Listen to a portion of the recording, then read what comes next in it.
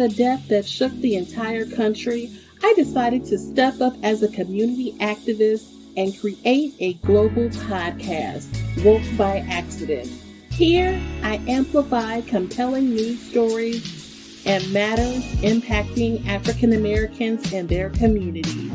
My goal is to give a voice to the voiceless and have the difficult conversations needed to advance relations and matters of race. Tune in to Woke by Accident podcast. I am your host, Jen, and it is streaming on all of your favorite streaming platforms, as well as our website, www.wokebyaccident.net. Thank you for listening and take care.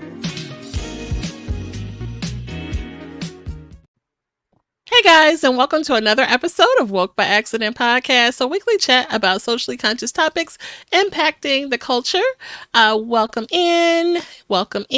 We do have a special guest host today, and it is Beats Gordy. And our next guest, Beats Gordy, is a content creator, entrepreneur, and music historian. He is a music producer, VP, and media director of the iconic Black Beat magazine, and he is the founder of the Original Album Club, which curated in a podcast with some of the most unique and memorable audio spaces.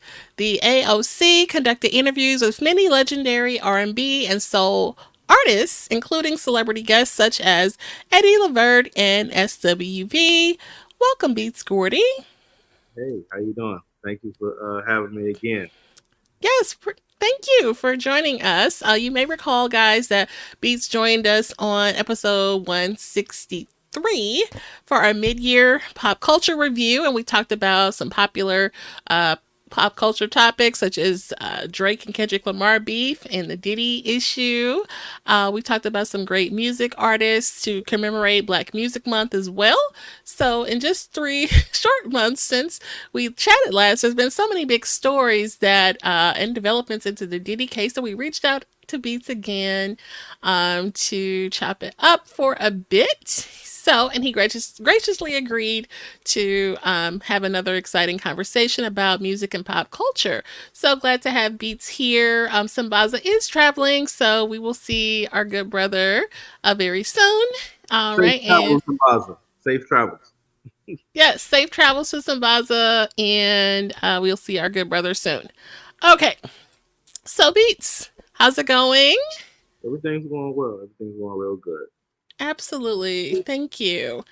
So, we are like pop culture experts, so definitely glad we can reach out to you and you spend a little time. So we actually in these recent months we kind of had some sad news in the music scene with 2 deaths. So I kind of want to get your thoughts on those. The first one, Frankie Beverly, was an American singer, songwriter, producer, and frontman of the R&B band Maze, which was formed in the 1970s. They became famous for their smooth, soulful music, and incorporating elements of funk, soul, and R&B. A lot of iconic hits. A lot of this music has been sampled and remade and things to that nature. So your thoughts on the passing of Frankie Beverly? Well, Frankie Beverly was one of those artists that when they performed, it was iconic in the sense of the love that they got from their fan base. Even though they didn't get national recognition a lot, they didn't win a lot of awards, if any awards that they won. And they were actually discovered by Marvin Gaye, which a lot of people don't realize. Oh my God! Okay.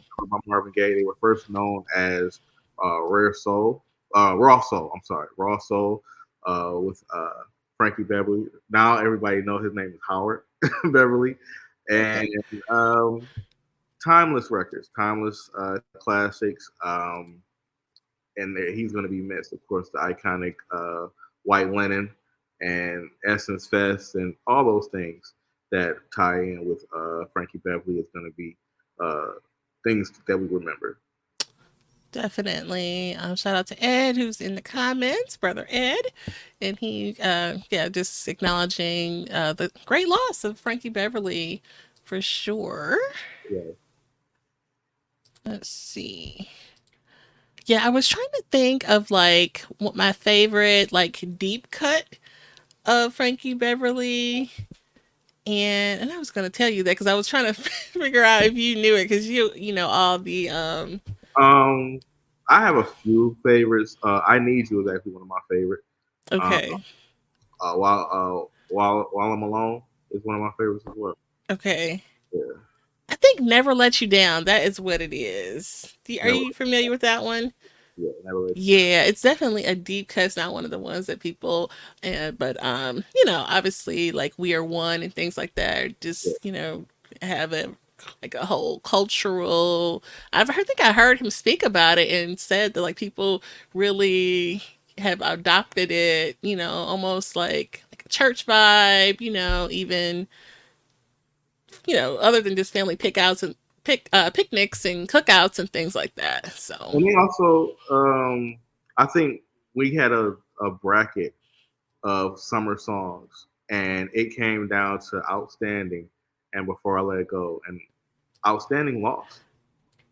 yeah, I remember that. We beat Outstanding, so hmm uh, hmm yeah, that's just a testament to how classic that record is. Wherever you are, when that song dropped, everybody know what time it is, basically. For sure. And then the fact that he didn't get the acknowledgement of like the Grammys and the awards and things like that is kind of surprising too, but It's not really because surprising. Like whenever those conversations pop up and they say something like, "Oh, Prince never got this," or Nas never got that, I say, well, look at those years and look at those categories and look at who won. Because sometimes I remember seeing when Marvin Gaye won his first Grammy for right. for Healing. He went up against Luther. He went up against Stevie. He went up against Prince. He went up against like some powerhouse artists, and one person wins. So it's not really a case of they're not being recognized. It's just that it was so much competition at that time, and nobody never acknowledged that when it comes to awards. They always acknowledge it when it comes to just enjoying music. But Right. when it comes to awards, they never really recognize that, hey, sometimes you don't have the best record, but you have a great record. For sure. Yeah, you definitely hear that. A lot of times, like the artist had to fight the, label for a certain song, and then the audience and the crowd, they just, automatically go and gravitate to the ones that hit like that, Mm-hmm. before I let you go. So, he's talking about breaking up. But, yeah. But it's a great song, though. It just really is. So, Some of the best songs are breakup songs too. So hey, yeah, for sure. Okay. And shout out to the chat. We appreciate you guys checking out the content. And then another significant loss, and really, God, 5 days later, because that was on the 10th of September, right, September 15th, we lost Big Brother Tito Jackson. right, yeah. Tito was probably the reason the Jacksons started performing. hmm Um, a lot of people refer back to the movie where he broke the string on the guitar and, of course, performed for his father, and they realized how much talent that the family had. Not only just that, but Tito was actually a great member of the group as far as musically inclined. In their first sessions, I don't think Tito played as people would assume because, of course, Barry Gordy had musicians already. But once he got into that role, and especially in those Jackson years, he actually contributed a lot to some of the biggest records for the Jacksons. Can You Feel It? One of my favorites is actually Everybody on this Okay. album, and it's labeled as produced by Michael and Tito. So, of course, another great loss for the Jackson family. Michael, Joe, of course, have passed, and of course, hmm Marlon's twin Brandon as well. Okay, yeah, I heard you mention that. Yeah, Tito played the lead guitar, provide background vocals, and contributed to their distinctive sound. Um, and the Jackson Fives, which became the Jacksons. He pursued a solo career, and he did have a solo album Get back It in Baby 20. is a great record. You ever heard it? Get No. It Baby is a record. When you listen to it, it's a Tito solo record, but it hmm reminds you of Happy. Okay.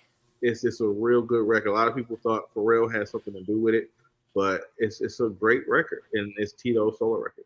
Okay. Yeah, and then also I'm going to acknowledge that he's the father of the musical group 3T, which they, definitely had a significant album. There was several songs on there that were really nice. Yeah, signed to JMJ, along with Minivision and Brownstone. That was Michael's label. Okay, for Yeah. sure. Yeah, definitely.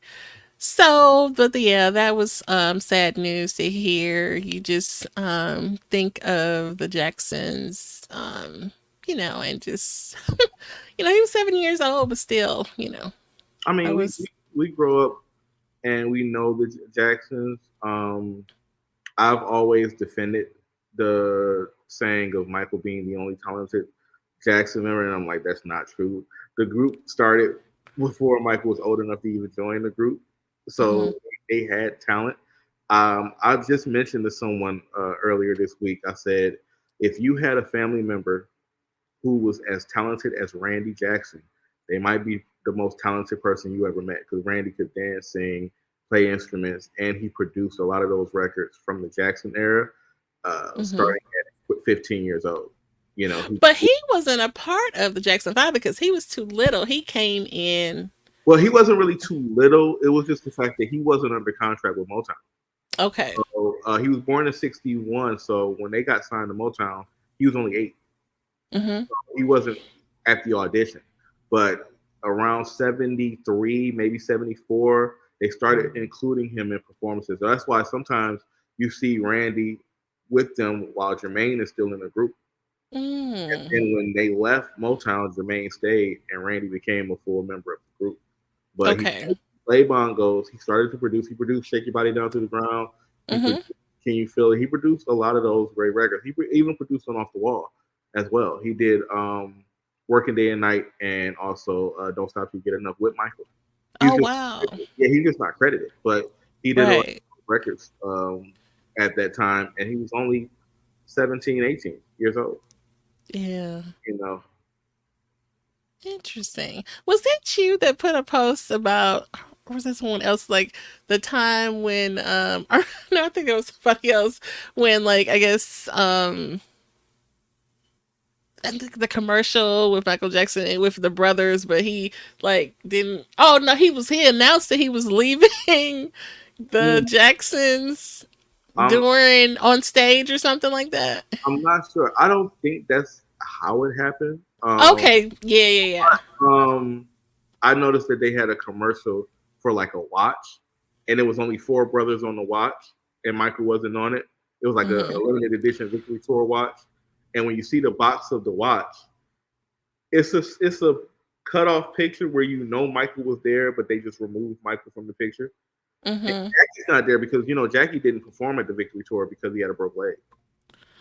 Okay, maybe that's what it was. Is that the way this content creator? It wasn't you. I think I sent it to you. That he made it seem like this is how he announced that he wasn't coming back. People would tell a whole bunch of stories. I still fight tooth and nail about telling people that Dirty Diana's not about Diana Ross. Yeah, I don't believe it, but it's like it's about a groupie. It's not about a singer. And he's explained it. This is one of the main songs where Michael has an explanation about what it's about, and people will say, no, it's not about that. It's about Diana Ross, and it's not. Interesting. Okay, so yeah, definitely wanted to acknowledge those. Rest in peace to. I also want to acknowledge Beat King, Fat Man Scoop, and James. Oh my God! Yes. James Earl Jones, especially, great actor. Been acting years before I was even thought of. So absolutely a great icon in film, not just black film, just in film generally. Totally. I mean, yeah, the whole story. I don't know if you're into Star Wars like that, but I'm not. I've heard you say that. Yeah, not Star Wars. I am by default because my partner is like obsessed, so I can't. I don't have any choice but to be like, I follow it and understand it and that kind of thing. So yeah. just knocked my mic out. Okay.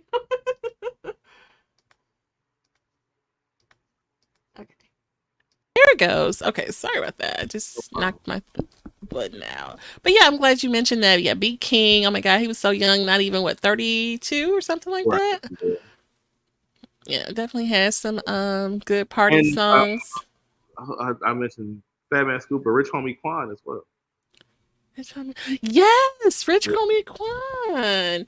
It was some interesting story I read about him, about something about like his money that he asked for to be broken up. Do you know something about that to I have share? no idea. Oh, okay. But I mean, he was kind of like smart about his business and things. Is that right?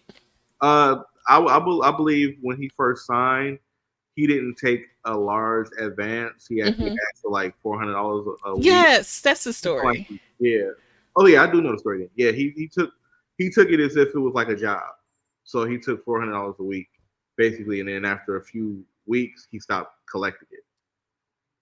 Okay. See, I thought that was different, and that's definitely not what you would think of these young rappers to say, especially the ones you think they're just obsessed with wearing jewelry and flashing money and things like that. And I've heard other people that worked with him, say nice things about his process and how he worked in the studio and put songs together Definitely. too. Yeah. And another, young brother, very young person. So we had a lot of losses recently. Thank you for bringing that up. It totally slipped my mind. Fat Man Scoop, yeah, definitely significant in hip hop culture for Right. sure. And I was on Definitely. the bright side with Fat Man Scoop. He passed doing what he loved. Mm-hmm. So I look on the bright side of that. So Yeah, Frankie Beverly told me he was touring just recently, right? And concluded kind of like on his own terms and things like that. So yeah. you can't get I mad have at a that. small theory about that, but I won't touch on it. But it's when Him you touring? no, not that. It's like when someone or something that you've done for so many years is over, like Mm-hmm. you rapidly age or you rapidly just like check out in a sense. Okay. Like it's nothing to really motivate you or something like that. But it's too deep to really get into, so I won't. Oh, I see. Okay. But No, some people believe that. okay. It's kind of like the I don't think you remember the Clarence Avant situation where his wife was murdered, Yes, I did hear about that. and a friend of mine was like, give Clarence about 6 to 8 months. He might not last that long, and he passed a year after that. He sure did. And you hear people like the whole dying of a broken heart and things Yeah, like that. he was with his wife for over 60 years, I believe, if I'm not mistaken. So it's If you like, think it yeah. could be serious, ask me to. Oh, whoops. Guess I said that too close. But yeah. So, yeah, that's a thought, actually. That's a thought. It is. A lot of people we lost. Jeez. Yeah, it's been a rough, I would say, month and a half, 2 months. Look, we can go further back. This whole year has been kind of Yeah, jacked up. For real. But the 6 months, yeah. So, okay, that brings us to our next topic, which is interesting because last time you were here, you kind of gave us the rundown of the Kendrick Lamar and Drake beef, and now here we are now in the news. Kendrick Lamar making news for another reason about being selected as Super Bowl halftime show. And then, so you can kind of give us the rundown of how Jay-Z plays a part and Lil Wayne, and it's going to be in Louisiana and all of that stuff. Okay, so from a magazine like Vibe, they had an article that said what they do is they have a small list of artists. On that small list, they vote to narrow it down, and then they give it to the hosting city to determine who performs. Since then, somebody has come on and said Jay-Z is the person that picks. So, from my perspective, it never changed whether Jay-Z picked Kendrick or not over Lil Wayne. I don't think a lot of people have seen Lil Wayne perform within the last year, Mm. to where a lot of times he got complaints. A lot of Mhm. people were saying, I specifically remember reading somebody said he cared more about smoking a blunt on stage than performing. There were some complaints about him forgetting the words of some of the lyrics. Mm. And let's be honest, a lot of the people who want Lil Wayne to perform are fans of mixtape Lil Wayne. He's not going to perform Okay. records on the Super Bowl. Right. He has a lot of songs though, like a lot of radio songs. Somebody said Lil Wayne got a rock bag. Do you want to hear rock Lil Wayne? Like, you don't want to hear rock Lil Wayne. You want to hear Blink. Yeah. You want to hear Number One Stun, or you want to hear Hot. I need a hot girl. You want to hear Block Is Hot. Right. Those records. You don't really want to hear the records that he would probably have to perform if he can remember the words. Now, Mm. this is a moment for Kendrick. He's had a great year. He's had one of the biggest singles, and a lot of people are wondering, would he still perform Not Like Us? He has a catalog of music that he can perform without performing Not Like Us. Right. You know, I think he can even like just play the beat for like a few seconds and then go to another song and still get a reaction. My biggest thing is, will he put an album out before, at the Super Bowl, or after the Super Bowl? Mm-hmm. Because a new album should come out from Kendrick sometime within the next 4 months. Okay, that'd be a great time to promote that. Now, So, Usher did it the day of Super Bowl. uh-huh. When he performed Super Bowl, he put out an album the day of. So one thing we'll be concerned about is the content on the album affecting whether they, if they have a mixed review of him being in the Super Bowl, or if the Super Bowl is going to affect the sales of the album. Right. The last big album he had was Damn. It sold, I think it sold 600,000 the first week. Mr. Morale did a little under 200,000 the first week. Okay. So if he does like 500,000 within the first week with the Super Bowl performance, that's going to be like a nice bow on his year. Yeah, totally. Absolutely. And then he performed in the 2022 or he was, a part of The Drake, Drake set, yeah. And what a lot of people are pointing with Drake is that it was done in California, and he's from California, so that's why they wanted Wayne to do New Orleans. Right. And that's where Wayne got the idea that he was going to end up doing the Super Bowl, because he knew it was going to be in New Orleans. But that's never been the case. I mean, it's not like a guarantee. Yeah. No, it's not. It's not a qualification. You know what I mean? When Michael Jackson did it the first year, he did it in Pasadena. That's true. I mean, I guess maybe that's what the fans wanted, because he put this whole like disappointment video and things like. Okay, so I'll ask you a quick question. In 2006, do you think Eminem was talented enough to do the Super Bowl? In 2006. Yes, that's when he had his good year, right? We had the Rolling Stones perform in the Super Bowl halftime when they came to Detroit. They're not even from the United States. True. Like, none of it that doesn't. Right.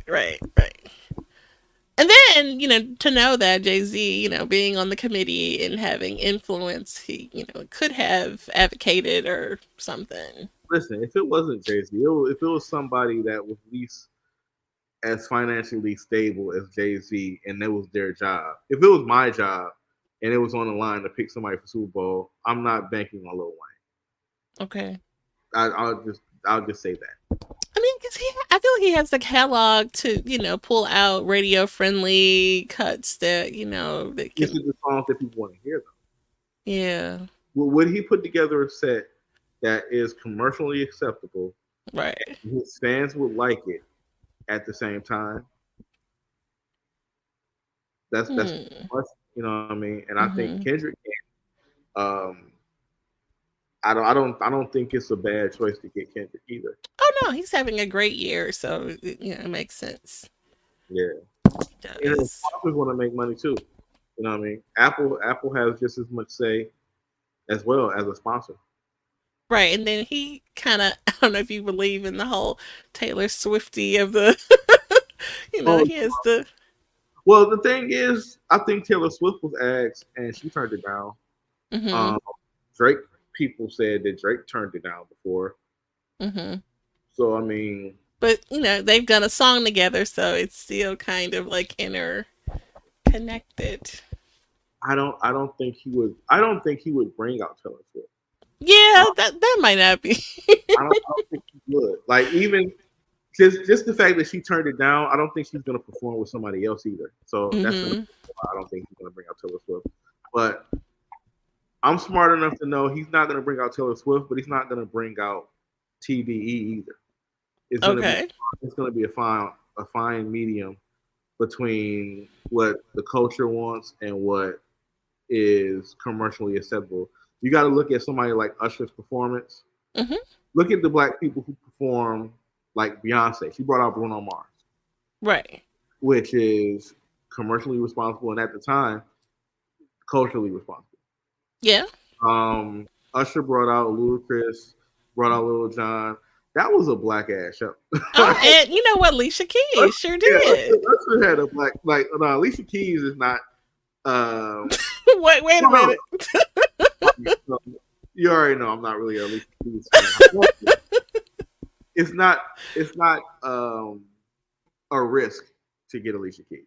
Okay. I was like, not too much. Like Alicia Keys and John Legend are the same. Like they're Okay. acceptable because it's not no risk. If I had to perform and they said pick a performance for somebody to come out and accompany you, and it can't be this, it can't be that, it can't be this, I'll just grab Alicia Keys. And just make it because I'm not worried about nothing. No wardrobe malfunction, no dirty words, just a piano. And Okay. this person singing. Like it's acceptable. So True. now if I walk in with Sexy Red, then I'm in trouble. Not too much on Sexy Red. Oh god, that actually might be really interesting though to bring her out. But Sexy Red, yeah. If Sexy Red, if Kendrick bring out Sexy Red next year, they're gonna have the whitest show. yeah, they might get in trouble on that one. With Maroon 5 and some other white lady. Something. It's not gonna be. They're gonna say something. Yeah, that's pretty funny. So okay. So, all right. So that was a synopsis on the Super Bowl situation. We'll see how that goes down. I'm looking forward to it. We'll see the Lions there too. Okay. Yeah, the Lions will be there. The Detroit Lions. Yep. Oh, see. They're gonna be there. Yeah. We're gonna watch this back. The Lions are gonna be there. The Lions are gonna be there. Okay. You heard it here. So all right. So moving on. Okay, so this is the topic that I wanted to get your thoughts on. There's been updates in Diddy. We actually talked about Diddy last time you were here. At that time, we saw the surveillance video that was put out by CNN at the particular time showing Puff or Diddy being abusive towards Cassie Ventura. And so now he was indicted, arrested in New York on charges including sex trafficking and racketeering. And this comes after a year-long investigation that was sparked by allegations from the ex, Cassie Ventura, who previously accused him of abuse. And then following her claims, other individuals have now come forward with similar accusations. And then there was a federal agent raid to the multiple properties and the 1,000 bottles of baby oil. And Diddy is accused of orchestrating and recording abusive acts at the time at the events dubbed as freak-offs and using those recordings to control the victims. The prosecution has described him as a serial abuser abuser and a danger to the community, resulting in his bail being denied twice. Which I want to get your thoughts on that. Leaving him in federal custody while he awaits this trial. And then his legal team continues to fight for his release, but the court has expressed concerns that he may tamper with witnesses because there's, some record of him making contact. So with this update, yeah, it's a lot. It's a whole lot. Yeah. And I had like several different thoughts. Every time you went down, more stuff popped in my head. I'm like, I'm not gonna get more than half of that stuff. More than likely, it's gonna go through a situation where Diddy is bait for someone else. That's what I'm thinking. What a lot of people aren't understanding, I want people to understand. When the raid happened, a lot of people said, why are they using military tactics? Why are they handcuffing people? It's just a raid. They're just searching and stuff. When you have a gun charge in your history, you're treated as armed and dangerous. So that's the reason why the raids happened the way they did. The raids were done in New York. Not New York. It was done in California and Florida. But he has property in New York. So he's raided in Florida, raided in California simultaneously, but he's indicted in New York. So what happens is no different than what would happen in a domestic dispute. If someone comes to my home and the woman that stays with me is injured and she says she don't want to press charges, the police can still grab me, put me in handcuffs, and open an investigation. So when Cassie filed her civil case and it was rapidly settled, they still opened up an investigation when they looked into those files. Then when they saw another case, some of the information was similar. So they opened up an investigation with the grand jury. People testified who didn't know each other, had corroborating stories, which led to him being indicted. So when you look at that, and then look at the fact that he just got the key to the city in New York, and when he was indicted, some people from New York politics stepped down. Yes. Then recently, Mayor Eric Adams was just indicted as well. I think that, like I've been saying, it may be connected more than just rap. When you look at Diddy's history, Puffy, P. Diddy, Puff Daddy, whatever, Sean Combs, he has been spared a lot from a history of events. From the New York City College incident where 9 people lost their lives with a stampede. The Biggie incident in LA where he was actually the target and Biggie ended up being killed instead. The club shooting in New York where the lady literally said, I saw you shoot me. And Fine still ended up going to prison. Right. The Steve Stout incident where he beat him over the head with a bottle for not editing a scene in the Nas video. The kettlebell situation with Justin. Even in a situation that he wasn't directly in, but he could have ended, he could have resolved. Are you saying Justin Bieber? No. Justin Combs, his son. Oh, what was that? I heard you say that the other day, but Justin Combs went to UCLA. He was on the football team. And it was a kettlebell weight that Diddy attacked the coach with. Oh no. Yeah. The incidents that we hear from Misa, his Justice, Kim Porter, Cassie, we hear a lot of those incidents over the years, and they're tied together, basically, as him being volatile. Yes. I was also going to mention something else. It was an incident with his security guard, Wolf, in BMF, where Wolf was killed because of an altercation. However, someone called Diddy, and they said, hey, call your boy. And he said, do what y'all got to do.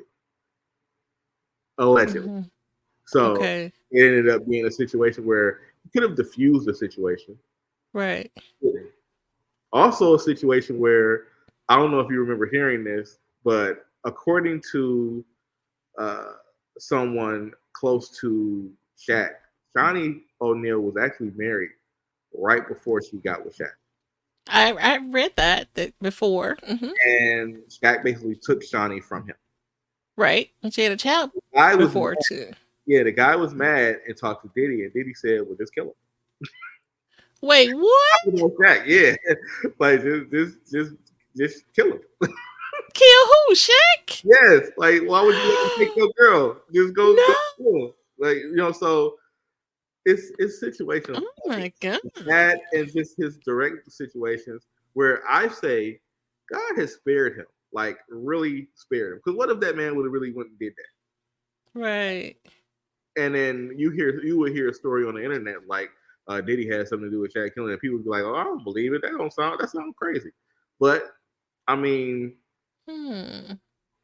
how much more is going to happen before somebody just say, "Okay, whatever happens, happens," because you've had a lot of time to just sit back and just enjoy your money, take care of your family, and not be in no foolishness like this. You know what I mean? And he's just at a point where it's out of control, and he's gonna have to get a hold of it.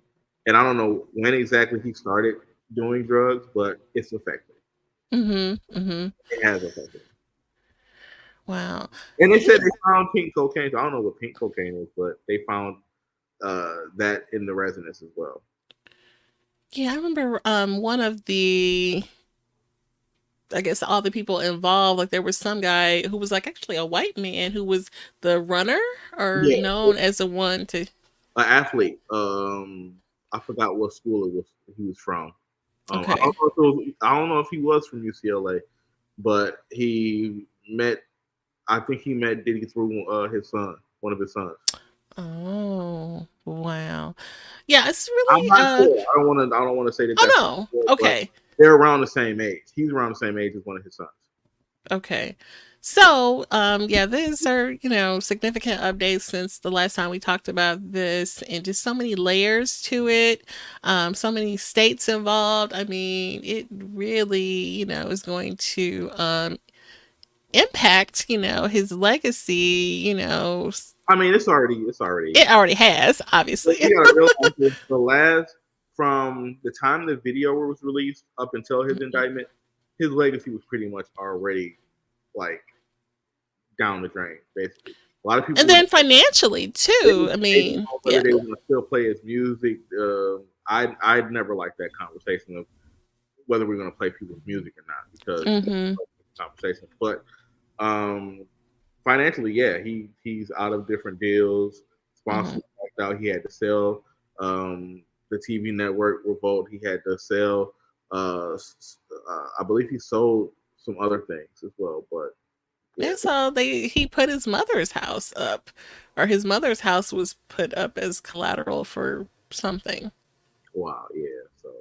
So this is really, hurting. And then there's so many. Like he just had a child the other year or the other 2 years ago. So, wow. So I guess wanting to get your thoughts on not only the shocking and awe of these accusations and things, but I guess the impact to the culture and the music industry. Like we talked about growing up listening to all of this music. Even soul music, but this is music of our time. That 2000s era, late 90s and on. Puff Daddy was literally on the radio, on television, and just immersed in the culture so heavily. And then even on the other side, having these really high power connections with really the movers and shakers of the industry, getting awards and key to the city, like you said, so that's literally every asset of media. He had his own media network. You know what I mean? He was just involved in everything, and then to just smash that with a baseball bat. But look, if he has been doing these things, all the while of being this talented, wonderful person, how can you be both? A monster and. I mean, he did. His label was called Bad Boy, so I mean, it's on brand. It's just a lot of people didn't know that he was the one and not Suge Knight.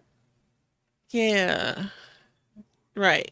So I mean, it's shocking the things that Suge Knight has been accused and responsible for too. And there's other people, have done some ugly things. Dre, has done some ugly things, in his life, and he's, admitted to a few of those and not all of them, but whatever. Listen, if we're gonna have this standpoint, if everybody takes because I think R. Kelly is the pinnacle of people taking a stand of not listening to their music. If we're gonna take that stand, then it's a lot of people that would be on that list. A lot of people were kind of iffy about. I think they played. I don't think it was the Total record. They played a Bad Boy record, and I seen a video on Twitter where people were booing the Bad Boy record because Diddy was on there, and I'm like, okay. So in the 90s, the amount of music that R. Kelly and Diddy had their hands on, I pray that no bad news come out about Babyface, because I wouldn't be able to hear from the 90s. But if you think about it, there's a laundry list of things that James Brown did, even with Bobby Womack. Bobby Womack, his mentor was Sam Cooke. He wore Sam Cooke's suit to his funeral with his wife, and then months later was caught with his daughter. Oh my God. But if you think you're lonely now, wait until the night when that come on. Nobody's thinking about that. True. So if you can take that stance with that, then I mean, don't judge anybody for listening to like artists and separate. If they're able to do it and you're not able to do it, don't judge them. Yeah, I mean, I guess I'm not going to invoke that on anyone else, but personally, I would be okay. Yeah, but remember when "Piece of My Love" come on and Aaron Hall starts singing, he was actually thinking of sexual assault. Okay, see? And then there's another little rapey, creepy song that he has too. Oh, Don't Be Afraid. Yeah, Don't Be Afraid. He did a lyrical breakdown of Don't Be Afraid, and I had to take a shower afterwards. Oh. Dang, like, yeah.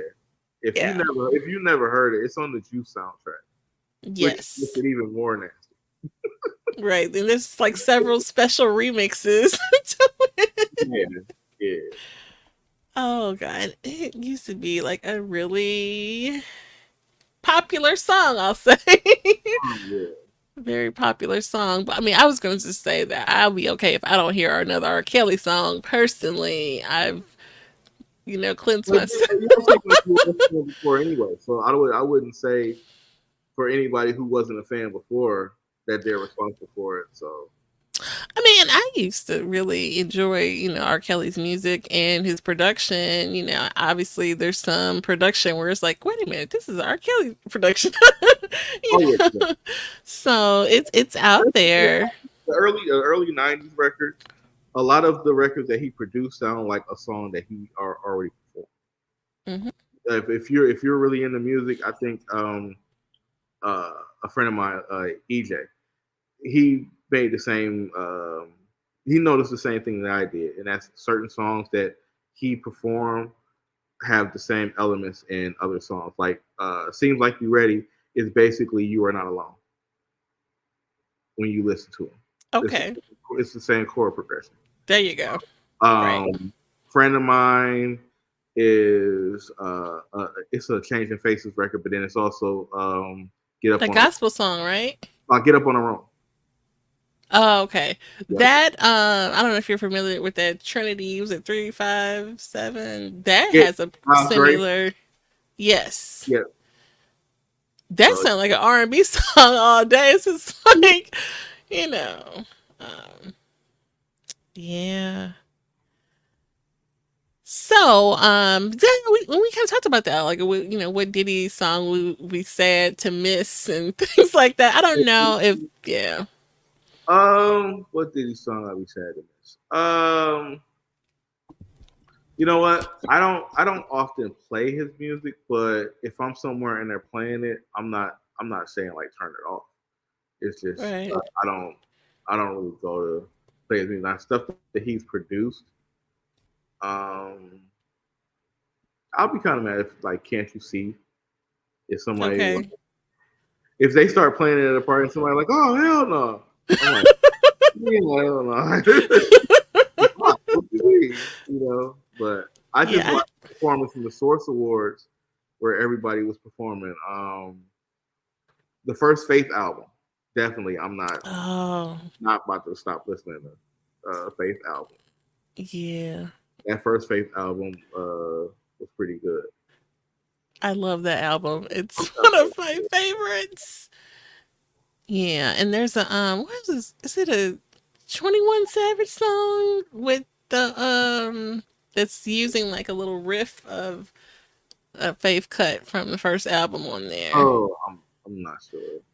Okay, yeah. I don't even know what but I was like, oh, I used to love that. And I want to say it's an interlude. It's not even a full song, but he's like looped it. But he's got one of those it's not Seven Streeter. Other And you know girl. what? You're saying it, but I've probably heard it and just don't know it by heart or know it by. Okay, yeah, I'll send it to you. You'd be like, oh yeah, I noticed. I probably know it. I get a little lazy when it comes to newer records. I don't learn the name. I just know it by how it sounds. So Yeah.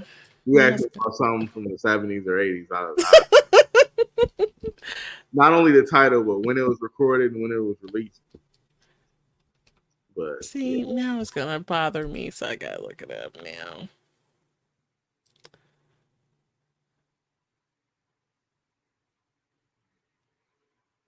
No. But okay, so I want to get your thoughts on the Kim Porter book that has been, this Amazon book the day after he went in that this author who has a pseudonym, came up Chris Todd, with. Chris Todd. Yes. Yeah, Chris Todd, aka Jamal T. Uh, Woodmill. Um, he doesn't claim to know Kim Porter. He said he got the Mhm. information from Kim Porter's from friends of Kim Porter. I think the book is fake. Mhm. Um, not I think that's not strong enough. I know this book is fake. Um, when you read it, it reads as if somebody actually uh, used Chat GPT to Mhm. create the book. He mentions people um, in a sense of not knowing what he's talking about. When he mentioned Notorious Big, he referred to him as Chris, and I didn't think about it until just now. His name is Chris, so he's of course thinking that people refers to him as Chris. I don't think Mm, Porter ever called him Chris. The only person right. I remember calling him by his name was his mom, and she would say Christopher. You know how Right.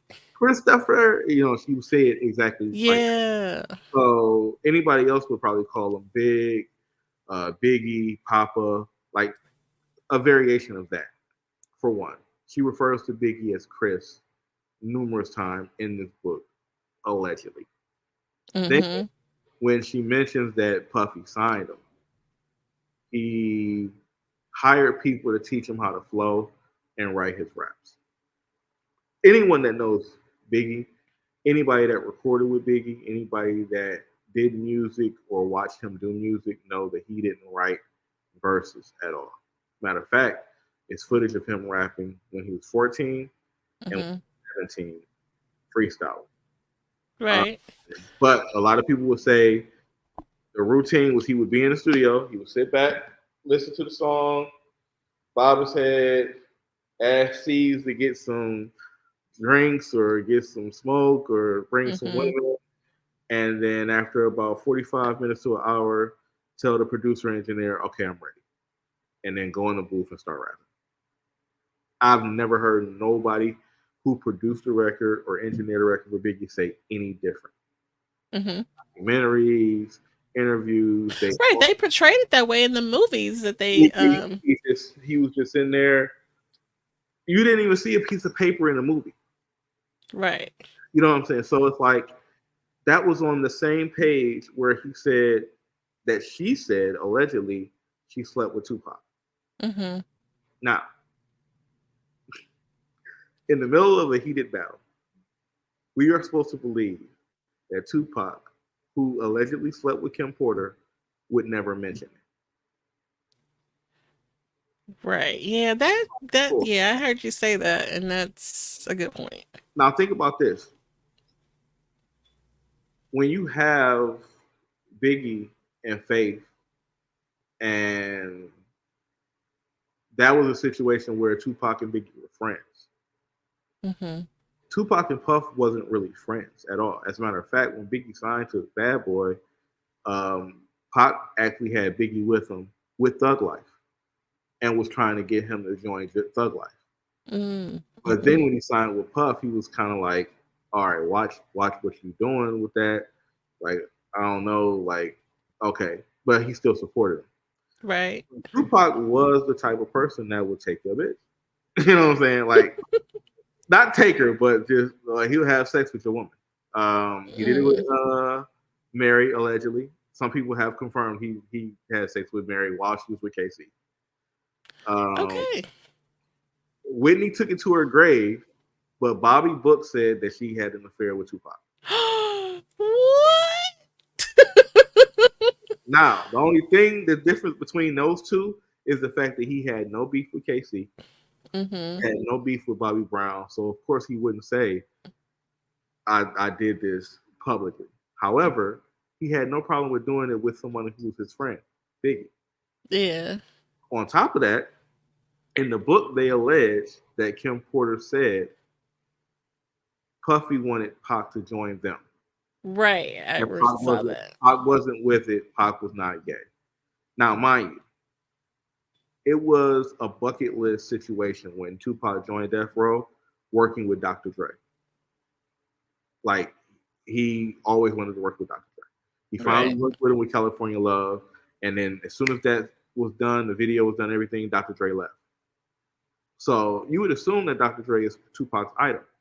He had no problem with calling Dr. Dre gay. To the point where when you look at the original cover, back art of Machiavelli, yes, he has Dre in a compromising position. Right. He only has Puffy in a tutu because he was dancing a lot. It wasn't a reference to him being gay. Okay. So if he had sex with Kim Porter and he know that Puff wanted him to join, why wouldn't he say, I had sex with Kim Porter and you gay? Right. You know what I mean? It's not like he didn't talk about Puff during the yeah, exactly. He talked about Puff. Yeah. But he never said he was gay. He never said that he had sex with Kim Porter. And I think that says more to it not being true. Hey, absolutely. If he's especially calling out Mobb Deep health status, you know. And that's just one page. That one page let me know that this entire book was fake. He also mentioned Notorious B1, which Kim Porter passed in 2018. I think the Notorious B1 story resurfaced in 2001, where people heard the song that he did that sampled Juicy Fruit.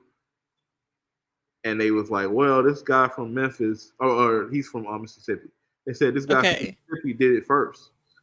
I've always thought that Puffy heard the song and thought about taking the actual sample. But listen to the song, the flow is nothing like Notorious Big. But his name is Notorious B1. Right. In the book, Kim Porter allegedly says he grabbed a guy from the West Coast named Notorious B1 to help Biggie with his flow. And that's inaccurate, right? It's inaccurate because Mississippi is not the West Coast. Right. But also, he never worked with Biggie. Yeah, so, yeah. So this entire book is fake. The way that it was released is suspicious because he waited until Diddy was arrested to release it. But a lot of people who see it say, well, he was scared, so this and that. That's why he used the alias Jamal. People are playing in your face, people. Like, he used the name Jamal because it's a black name. Yeah. So he wants people to think that he knew Kim Porter. And at the same time saying it's from Kim Porter's friends where he got these stories. You also mentioned Mary J. Blige having a threesome with her, an encounter with Kimora. this is defaming her character. She has kids, and she's not Yeah. going to defend herself. So it's like, how are you telling all these stories from somebody that you don't know? And they said the hard drive that she had is in evidence, in like custody. Okay. Nobody has access to it. So Right. where would you get all this information from? And if you did get it from certain friends, what friends are they? Like, what friends would give you all that information? Yeah, it's pretty sleazy and crummy that, it's doing, that someone would do that, especially with all of the, to the point where the family, has released statements, acknowledging it. But I mean, I They're guess going this, through enough too. They're going through a lot. They right. like, okay, as much as people want Diddy to be arrested and everything, like the kids are still going through a lot. Yes. I mean, that's just a fact. And they already went through their mom passing 5 years ago, or it's 6 years ago, approaching 6 years ago. Hmm. It's tough enough to deal with what your father's going through, but then to relive what your mother passing with this book is just sleazy and it's in bad taste. I don't It is. even if it was accurate, even if it was her real experience, like it's not his story to tell. Right. You know. For sure. I agree with that. Was going to say something about the family. I think it was kind of messed up that, well, not to give him sympathy or anything like that, but to deny him bail twice. Like, an average, person awaiting trial gets bail before they get their day in court. Like, Well, that goes back to what I said about the raid when they say if you have gun charges in your past, they more than likely will give you get military or SWAT to come raid as opposed to just a sheriff. When you right. have when you have gun history, when you have history of intimidation, on top of that, some of the charges that's being filed, um, it depends on how dangerous you are considered. He called one of the members of Dirty Money like 100 and some odd times Mm-hmm. the week before, um, and it's a flight risk as well. It is. It's a flight risk. So sometimes in those situations where we know Diddy's not probably capable of doing like like going on a rampage and shooting up, going on a clock tower and shooting up people. So we know he's not that crazy. But however, it was a situation with the New York City College where he was suicidal Mm-hmm. because he didn't think he was gonna get past that point, and it took a lot to get him past that point. When he got in the, I'm sorry, I mean he was in custody. They Mm-hmm. said he was on suicide watch, Okay. so he didn't eat all these things. So Yeah. it's a hard situation, but sometimes it's a reason why they're not letting you get bail. It just seems like, if he were to have bail and at least have that little bit of time with his family, including, the infant young children that he has, um, that may just be good for his, was to come to let him have. But we just ran down a laundry list of things that he's done over the years. You know what I mean? But with some people, a situation like the shooting would make you go straight and narrow. Mm-hmm. That Mm-hmm. close to losing your freedom, to having all this access and almost losing it, something like that is going to turn you around. And for some reason, it never turned him around. It kind of got like worse. That's why I believe Mm-hmm. if he beats these charges, who knows if he's gonna go too straight and narrow or not. He might end up being worse. That's true. You know. And like you said, there may be a bigger fish behind, some of these things. I'm confident it is. Mm-hmm. It's not just about him. Some people are mentioning that some people got access to tapes and have bribed people who are on those tapes Mm-hmm. in order to not release them, just to give them some money so they wouldn't release them. Wow. Never work. That never works out because eventually they're going to be leaked anyway. Mm-hmm. Wow. So yeah, it's definitely shocking. Remember before Yeah.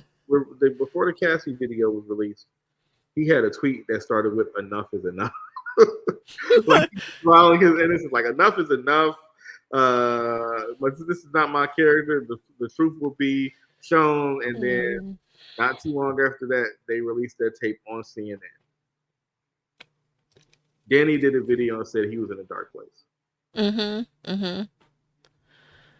So yeah, like what is the next move in this? Like, and there's just more people popping up, like almost like how people was just popping up on Bill Cosby or whatever.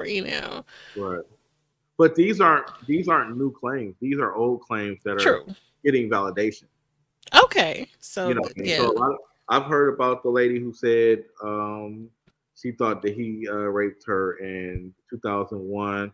The lady that said him and Aaron Hall raped her. Yeah. And that's the one that has Gloria Allred. That's one of the more recent That's ones. one from 2001. Okay. So. Yeah. So it's been different stories of things that happen. I just think it's just unfortunate that somebody who's considered a pillar of the Black community is put there. But it's also disgusting that people are saying things like Jay-Z is next. And it's like, it's not even nothing close. Yeah. There's a lot of people who think that celebrities hang out with each other all the time. I guarantee you, Jay-Z and Puffy don't hang out as much as people think. They're not friends like that. There's situations where in a event that brings in hip hop icons, they'll be in the same room. Right. You know what I mean? Because it's obvious. They both were close to billionaires. They'll be in the same room. If Dr. Dre wasn't such an introvert, he would be in those rooms with them. But Jay-Z is respected a little more than Diddy because from an artist standpoint, he actually got it from the mud as opposed to, having Clive Davis give him money and this and that. Like he got a label, started a label with Dame. They went to Def Jam, partnered with Def Jam as opposed to being signed to Def Jam. Then he broke out, started Roc Nation, and Jay-Z has done it from an artist standpoint as opposed to Puff, who was an intern and executive and signed artist and kind of like screws a lot of people over to get where he is. Yeah. So Diddy is actually not really looked at as the same as Jay-Z. However, for some reason, people are looking at Jay-Z as if he's in the same circles with Diddy. He's not. That's true. It's different. I was going to say something else too, but yeah, it's just unfortunate that people have that mindset. They're ready to see somebody else go down. They are. It's not really they can really pinpoint, but rumors. Right. Yeah. And I guess only thing like that I was saying, like I think it's kind of unfair that he didn't get bail, but like you said, he is a flight risk. But I think it's important that everybody have the due process. I've heard other lawyers speak on the situation, and that's important that no matter what you're accused of, you have a right to your process. I mean, but you also have this where, what was the first thing that people said when he got arrested? He should have ran when he had the chance. Did they say that? He should have went to Bali. He should have been with Russell. Oh, a lot of people said that. So okay, people know they know what people are thinking, and they know that who they're dealing with. So yeah, it's I just think about the family and the children and the things and the overall picture and the significant. He has to think about the children too. You know what I mean? He does. When if I'm in a store and it's something there that I'm like, I could take it, and I don't think about my daughter, and I'm selfish. Because it's no reason for me to do no dumb shit like that. Right. So it's no reason to do that. It is. It is. Yeah. It's just so many things that's happened over the years before he even had kids that should have kept him straight. You know. Right. And like you said, he's not the only, musical figure who has, done some atrocious acts, whether have they've received charges or not, it's so many things. It is, quite shocking, and it's just James Brown shot up a club trying to shoot Joe Tex. okay. Just like they say Diddy shot up the club. Yeah. And was able to, I mean, all the things that he got arrested for, in his life. Yeah. Yeah, so nothing's new under the sun. Like this stuff is, and it's not gonna go away anytime soon. It's just so bizarre. The thousand babies, the bottles of baby oil, even though it says it's multiple houses. It's just so bizarre. It was traveling side. Okay, it don't matter if it was traveling side. if I'm home and I'm entertaining company and they ask to use the restroom and they go into my restroom and they see 12 bottles of baby oil, I gotta answer some questions. So I can't imagine having 1,000 bottles of baby oil. And then they try to say they got it in bulk from Costco. Costco put out a statement saying we don't even carry baby oil.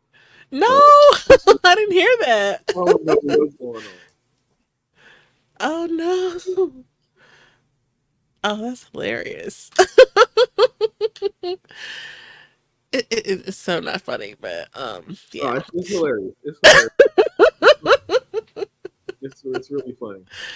Damn. Baby oil is crazy. It's bizarre. It's just so bizarre. Oh no. That's what I was going to mention. He didn't get bailed because he had assault rifles with the serial number scratched off as well. Okay, yeah, that's some heavy stuff. That's a big part of it too. Yeah. So yeah. Well, when you have serial number scratched off with weapons, that means one of two things: either it's been involved in a crime, or it's going to be involved in a crime. Right. Yeah. So I mean, eventually he'll get his day in court, but yeah, it's pretty rough. Okay, so we'll see. I mean, I guess it's an impact to the industry, the culture. I didn't even tune into the album that he put out a year ago. I know people said it was a pretty good album. Yeah, it was really. Yeah. That was. So I don't really go through albums more than twice if I don't like it the first listen. I went through it a few times. It was a pretty good collection of songs.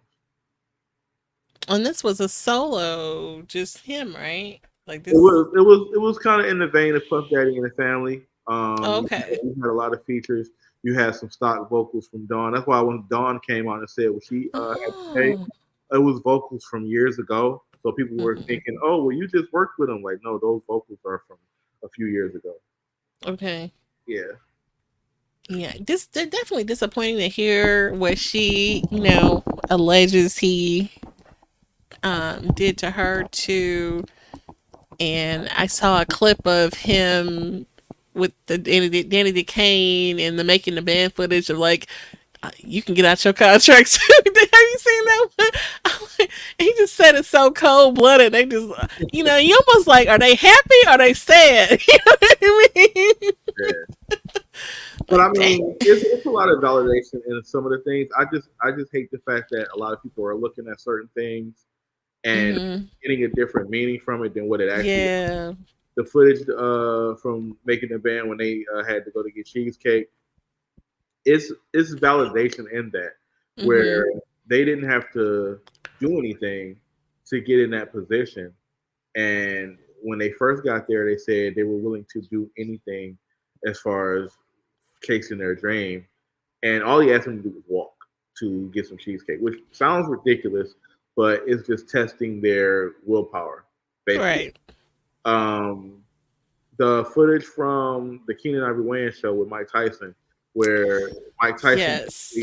grabs his hand and shows his watch while he's saying, well, he's clearly all about the Benjamins. They tried to make it as if he was reaching to It get. looks like he's moving it away from him, like he was trying to touch his leg or something. If you watch it now, when he's raising his arm, he's actually holding his wrist below his watch. So like Okay. here, Tyson's holding it like this. Like he's not grabbing his hand and moving it. He's just holding his wrist up. And he's really all about the Benjamins. You know what I mean? That's why he was smiling when he did it. Okay. Tyson don't care about TV. He would have punched him if he was grabbing his butt. So right. I looked at it and I'm saying, you know what? He's not moving his hand. He's showing his watch. Okay. Yeah, that's bizarre. Because people was in the comments like Tyson knew back then. Like, no, it clearly wasn't that situation. But that's okay. So that's a thought. So aside from all of the things, the freak offs and whatever, it may be the case that he is or enjoys bisexual lifestyle and no one ever knew about it. I wouldn't doubt it. I mean, it's not. He's not the first person to do right, that. Right. I mean, so that's, to be honest, is really his business. Whenever I hear the things about him and Usher, I always say, unless Usher say it, I don't really believe it, because I know the aspect of a young person being within the environment of Bad Boy, it wasn't a place for Usher, even if it was no abuse going on at that time. You got to think about this: two different people in the same situation, Usher and Danny Boy. Danny Boy was probably 16 in the same atmosphere as Usher. And Usher was more of a kid who wanted to just sing and go in the studio. When they went to clubs, when they went to parties and older chicks was around, Danny Boy pretty much welcomed all of that in. You know what I'm saying? Even I think he was even drinking at a younger age. But Usher wanted to go into the studio and wanted to record. And that's why Usher say, no, I wouldn't have my kids with Diddy in Flavor Camp. You know what I mean? But that was the purpose of Flavor Camp. I think L.A. Reid was trying to get something from Usher, because when he auditioned for L.A. Reid grabbed all the women from The Office and brought them into his office to have Usher perform for him. You notice how he was a little shy and everything. Compared to how he is now, he'll bring out cherries in front of your girl. But I saw that. But, I mean, yeah, it's I never really correlated sex with Diddy and Usher like that, unless Usher, you know what I mean. Now, that would be shocking, but and disappointing. But to know that you're taking advantage of a child that's in your care, under your watch, along with the other children that reside in the. It's just weird. It's just weird and odd, and yeah. I always been saying, well, not always. I've been saying the freak off term. I don't think it refers to anything before 2006, maybe 2008. Anything after 2008, I can see that. So when they have commercials of like Diddy's birthday party from '98, and you see Oprah and Chris Rock and Will Smith and all them, I don't think Oprah was at a freak off. Like, I don't. So. I would hope not. Jesus. Yeah. It's mostly more the younger, more recent. Everything after Cassie basically could have been considered a freak off. Yeah, it seems like he probably knew what celebrities wasn't down, which ones not to invite. Yeah, and then you got politicians and all that stuff. Like, trust me, I don't think a lot of celebrities like to be in the same room with politicians, just because to some of them they're just regular people. You know what I mean? Unless they're going to give them a check to perform or something like that, they don't really want to hang out with politicians like that. You know what I mean? So it's a situation where if I'm in New York and I stay in New York and I want to get politicians to do things for me or whatever, then I'm going to invite them to a party. You know, Okay. and I'm going to get them in my space and do charity events and things of that nature just to get in good graces. But a lot of like celebrities, like we mentioned, Sexy Red, she's not about to find the governor of Missouri and try to hang out with him. Like it's not. That's not happening. Yeah. Diddy's in a Right. different position than a lot of these other people. True. Jay-Z is too, but I don't Mhm. think Jay-Z parties with Roger Goodell. He has more of a business mindset than Diddy, I think. Even Mm. though Diddy handles business, I think Jay-Z is more of a person that takes care of business and is aware of his image. Yeah, for You sure. know, like you can say a whole list of things that Diddy has done. You can't really say a whole list of things that Jay-Z has done. I But mean, yeah, just besides the stabbing in 2000, mm-hmm. and Jay-Z realized how bad that was, and he hasn't been in trouble since then. That's true. You know what I mean? And that happened. I want to say that happened either during or right before the shooting that Diddy was involved in. Mm. Yeah. Okay. So you see the difference. It is. And, being a celebrity, you have so much access and freedom to think you can just do whatever you want to do. So, yeah. Right. And he's married too. So marriage has Right. become different. Diddy was never married. That's true. I guess it's different when you're a celebrity and married. It's not that I feel like it's not the same as being, because I it's still mean, like being a celebrity. Like I can do whatever I want to do. If I want to just get on a plane and fly. yeah, but at the same time, it's more people paying attention to you. See, if I'm married and I go out, I gotta worry about somebody who knows my wife. Everybody know who Beyonce is. Everybody know who Jay-Z is. So if they see Jay-Z with somebody, it's gonna get out. Yeah. You don't have to necessarily know her personally. You know I what I mean? mean, the Becky with the good hair situation did happen, I had but I had a situation where remember Media Takeout? yeah. Okay, so when I worked at Foot Locker, the manager at my Foot Locker was a white guy. There was a picture of Kelly Rowland with this white guy, and he looked exactly like my manager. So I sent his picture to Media Takeout, and they posted it. And No. I sent it to him, and he was like, "Why the hell would you do that?" So people called him. People went on Facebook and messaged them and everything. He was like, "I should fire you for this." Because everybody thought he was with Kelly Rowland. Oh, you're kidding. Yeah. Wow. But it's like, yeah, people are going to be around to say something if you're a celebrity more than a regular person. So That's true. That's true. So there's a responsibility that, to how you carry yourself. it can be a responsibility, or it could just be PR. That too. We know for sure, like after the whole lemonade thing, it's not no room for error. That's Right. why it's 444. Yes. You know. And that's just another proof that whatever happens to you, it can be content. You know what I mean? It's a meme going around where it shows a picture of Beyonce like showing a piece of paper to Jay-Z, and the caption say, "And this is where I say," she's like, "This is where I say something," and he was like, "But they're gonna think I'm cheating," and she said, "That's the point, baby. Keep up." I saw that. I saw. Isn't that something? Yeah. But I feel like a lot of things are reactionary. Like, okay, the elevator situation, and then she makes a little song that says something. Of course, and go down in the elevator. Come on. I thought that was a stretch, and like somebody probably wrote that for her. Yeah, whenever I see that picture of them coming out the elevator and Jay-Z's like holding his face, and Solange is like ahead of him looking mad, I'm like, that's when he got hit with that crane in the sky. Yeah. Hilarious. Some cranes in the sky.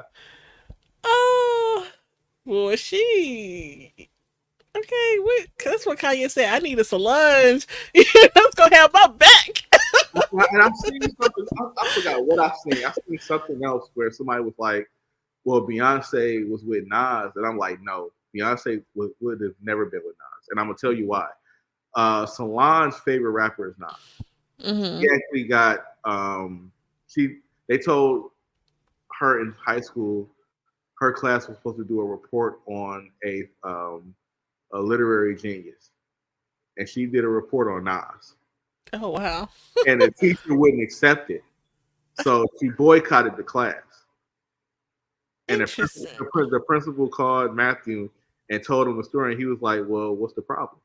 Like, you told her to write about a literary genius to her. She thinks Nas is a literary genius, and she did a pretty good report." So knowing that that's Solange's favorite rapper, I don't think Beyonce would have done that. Yeah. You know what I mean? So Interesting. yeah. Okay.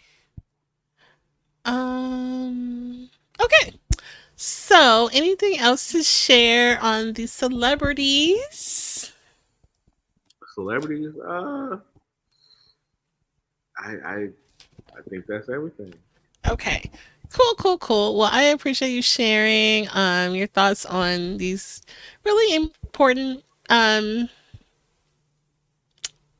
moments in pop culture. There's been so many things. We were talking about having you back on for end of the year, but I was like, oh my god, this is just like so newsworthy. I wanted to get your thoughts on this and have a conversation. But I'm sure the end of the year, who knows what's going to go down. know, so So we'll many things revisit. have happened in 3 months, so Yeah. the 4 months, who knows? Okay. Well, if you're still up for it, we'll definitely love to have you back. Definitely. Okay, sounds great. And then please share.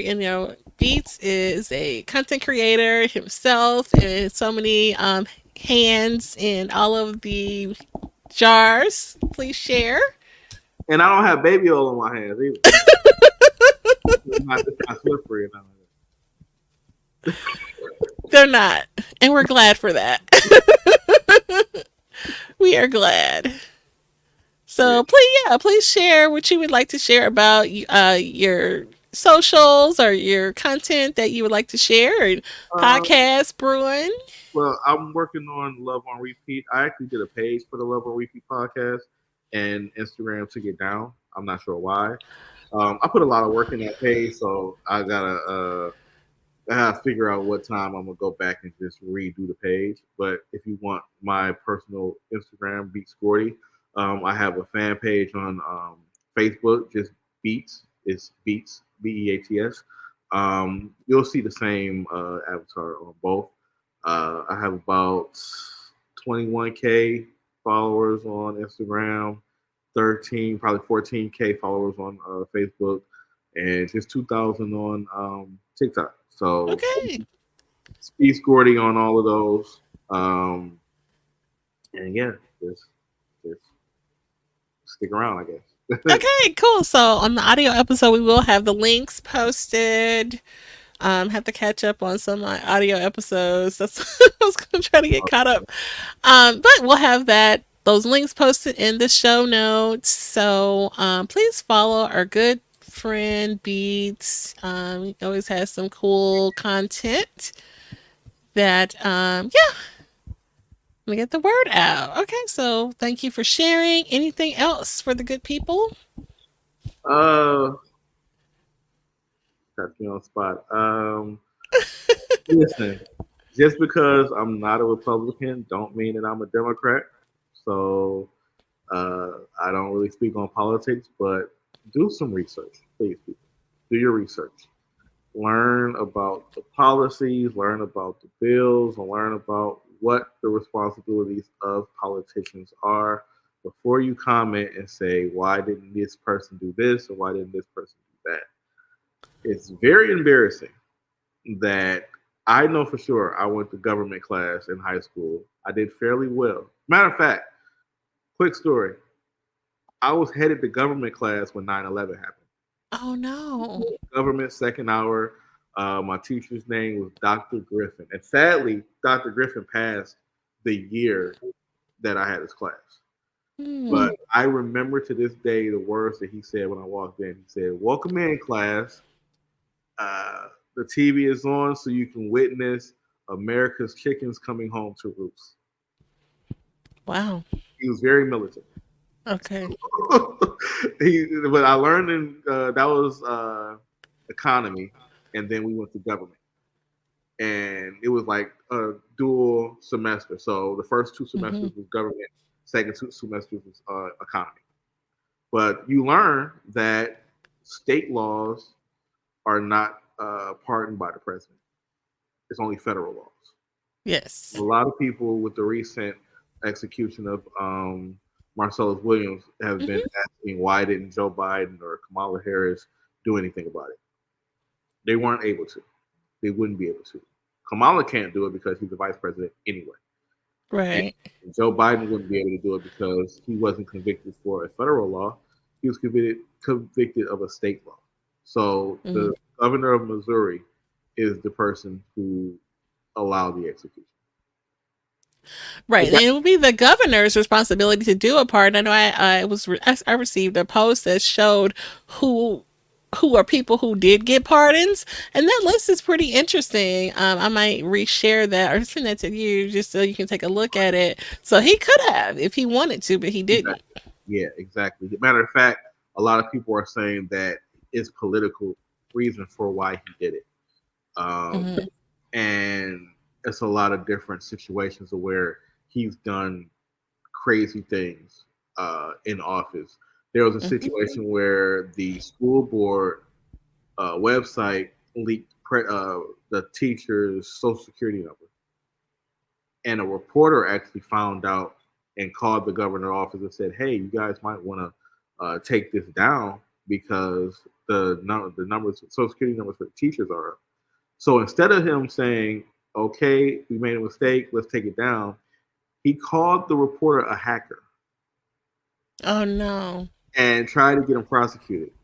Prosecution office said they weren't going to file charges, and he doubled down and said the hacker did it, blah blah blah, and all this stuff. So it's a lot of situations that aren't being looked at. I personally don't believe in the death penalty. So whether Marcellus Williams was innocent or guilty, I just don't believe in the death penalty, and I wouldn't believe it in a situation if I was murdered. I would want the person to actually go to jail for the rest of their life, as opposed to being executed. So that's just my standpoint on it.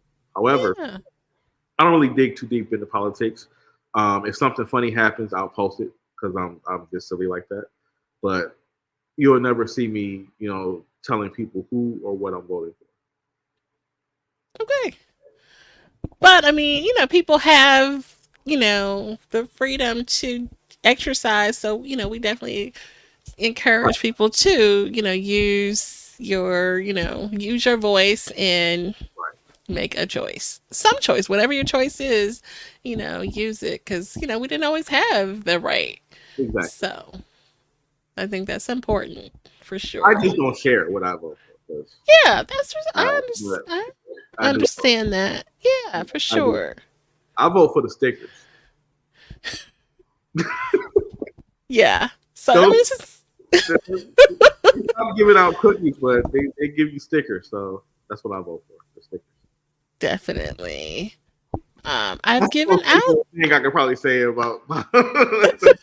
I actually signed up to be an election judge. I knew I wanted to do something to actually be in the process. So I'm looking forward to, and I've done it before. It's So that's when you help the people figure out how to use the ballot and all that stuff. Well, there's different little jobs, but there's too many people that just act like they don't use their common sense. Just volunteer to get irritated. I don't want to do that.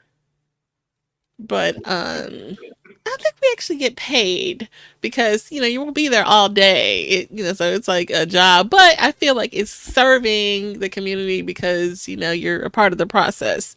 But I have volunteered in the past for other elections. It's just really historic. So I just want to just really be immersed in the process. I worked for a campaign before in 08. I worked for a campaign. You're probably giving away which campaign I worked for. So.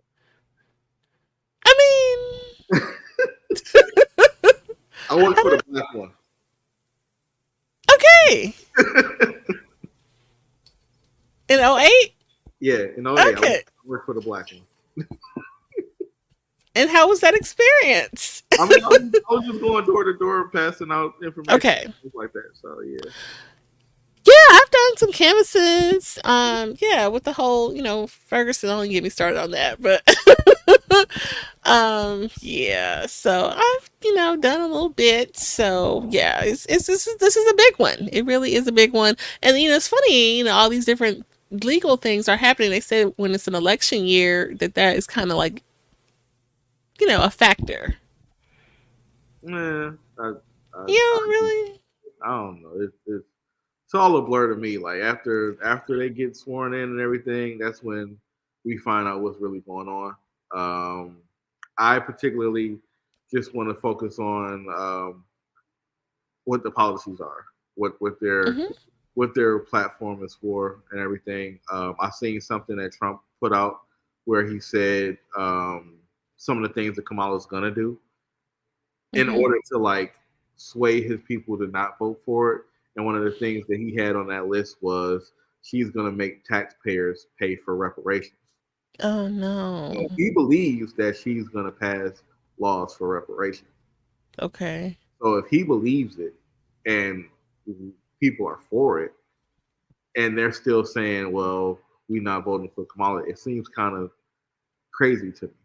It says because the opponent is basically saying they're not for it. Right. So it's small things like that that makes me question, what people are really looking for from this election. You know what I mean? Like people are really like pushing all the responsibility to one side, and then the other side is just going to get a vote because you don't like them. You're basically voting against this person as opposed to voting for somebody. There you go. Right. Yeah, I see that. I definitely see that. So, but yeah, we definitely encourage people to look at all the issues. We've had 2 other political shows just about engagement and, how to be an informed voter without, pointing in any particular direction. So, I think it's really important for people to do their research, Right. For sure. All right. Anything else, Beats? That was good. Thank you for bringing that up. That's all for me. That's all. Yeah, for sure. So, again, we'll have the links posted where you can follow and tap in with Beats. Maybe you have an idea that you want to share with Beats. You can give him a shout. Definitely. Yes, definitely. Yeah, for sure. I know a lot of people have, reached out to me sometimes. So, I mean, it's interesting, someone may have an idea or a question or something like that. So, all right, guys. So we're going to go ahead and roll it up. Again, we appreciate you tapping into the content. Safe travels to Sambaza, who is on his way to the Republic of Kenya. All right. So, thank you for joining us. We hope that today's conversation has inspired and enlightened you in some way. If you found it meaningful, please consider sharing it with your friends and family. And I guess I'm not going to read the whole thing. I'll just say stay tuned for more engaging content. And we look forward to continuing these important conversations. So until next time, Beats, stay around for our proper goodbye. Hey guys, take care. At this time, we're going to go ahead and conclude the episode. We greatly appreciate you listening. We invite you to follow us on social media. On Instagram, it is Woke by Accident Podcast. On Twitter, it is Woke by. On Facebook, it is Woke by Accident Podcast. We also have the new website up, www.wokebyaccident.net. Please check us out. And also follow us on all of your favorite streaming platforms. And please leave a review and share feedback. You can also reach out by Gmail, wokebyaccident@gmail.com. And every time you listen, we appreciate it so much. Thank you for listening and take care.